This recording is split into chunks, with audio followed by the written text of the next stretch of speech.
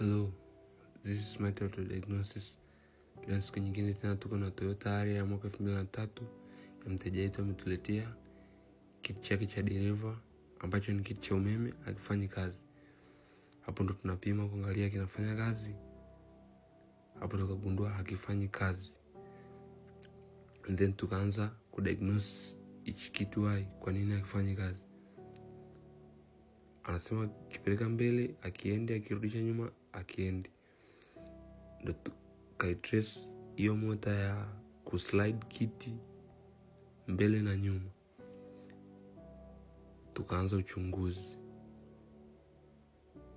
Kwa nini hichi kiti hakitembei?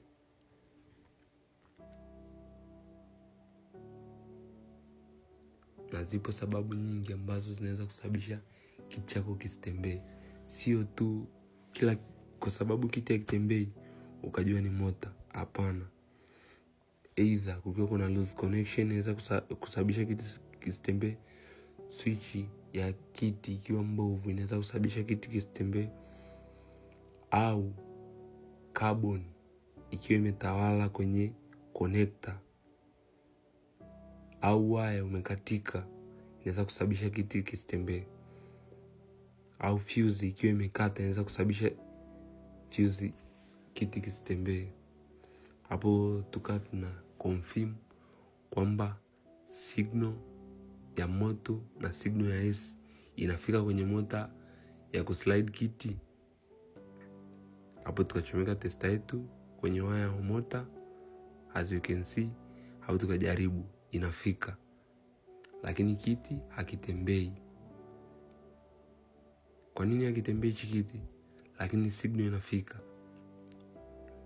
Tukagundua kuna muda kwenye connector ya kiti, hiyo connector kubwa ya kiti, kuna some loose connection.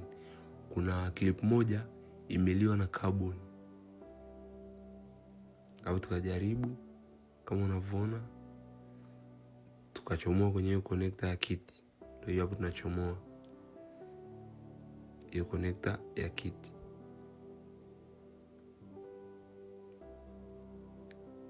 Hapo bado tunafanya diagnosis kwa nini kiti hakitembei. Lakini signal ya moto inafika, hamna fuse iliyokata. Lakini tulivyokuja kuchomoa connector, tukaona hiyo pin namba 1 upande huku imeliwa na carbon, ambayo ndo pin inaoleta signal ya moto. Ndio inasababisha hicho kiti kuna muda kinatembea, kuna muda hakitembei, kuna muda kinafanya kazi, kuna muda hakifanyi kazi. Kwa sababu ya hiyo pin, hiyo clip namba 1 imeliwa na carbon. Hapo ndo tunafanya taratibu za kuichomoa hiyo clip.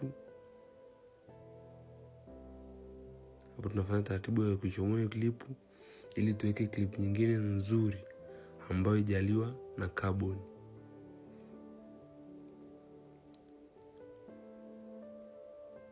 Hapo ndo tunachomoa hiyo clip, as you can see.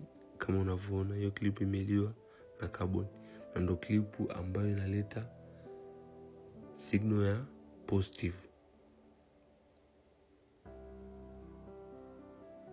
Lazima tutafute clip nyingine. Ndio hapo tunayo, kwa sababu hiyo clip ilikuwa ishaliwa na carbon, imekuwa dhaifu kabisa. Lazima tubadilishe clip nyingine.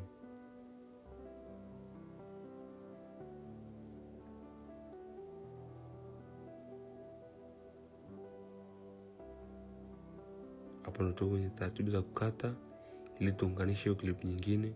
Japokuwa ulikuwa mgumu kidogo, lakini tukafanikiwa kukata. Hapo tukaiweka kwenye loku hiyo clip mpya. Tulivyochomeka kwenye loku, tukapimia waya, then tukakata hapo, and then tukachuna.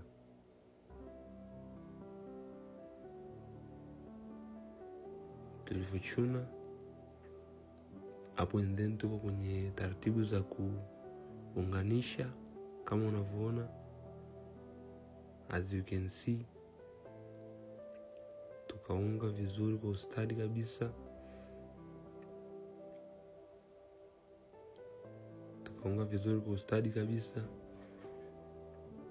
tukaziunga kwa pamoja, tukaunga vizuri kabisa ili kututokea some loose connection.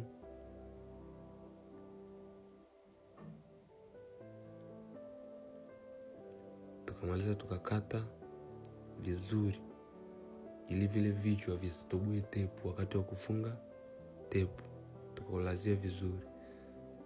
Hapo nikachukua tepu yangu nikaanza kupiga tepu. Sio kila kiti cha umeme ambacho hakitembei, kikiwa hakitembei basi shida ni mota. Shida inaweza ikawa shida ni waya, au shida ni fuse, au shida ni relay ya hicho kiti, inategemeana.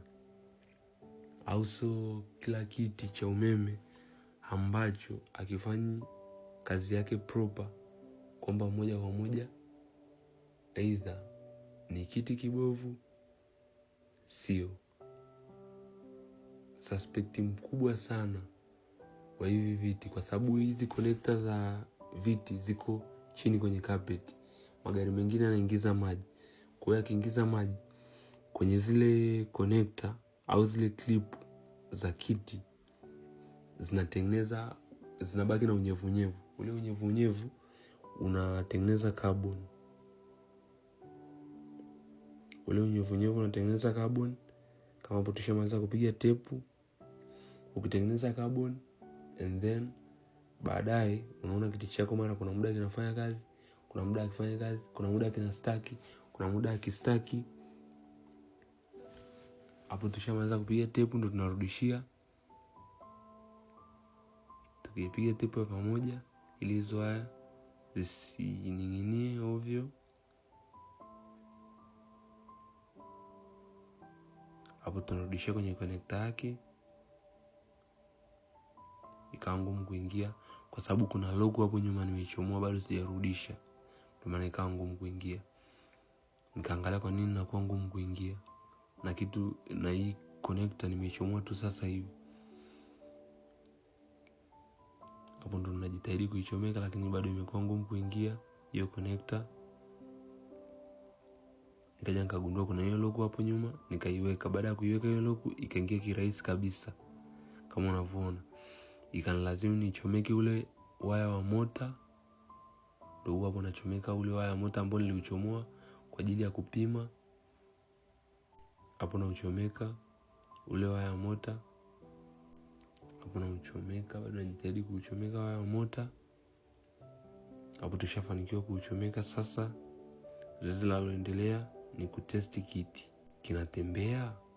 Hapo nikana testi kiti changu kinatembea kama unavyoona. Kurudi nyuma kinarudi, kwenda mbele kinaenda. Na kama umejifunza kitu leo, usisahau kulike, kufollow page yetu kwa elimu mbalimbali za magari. Asante.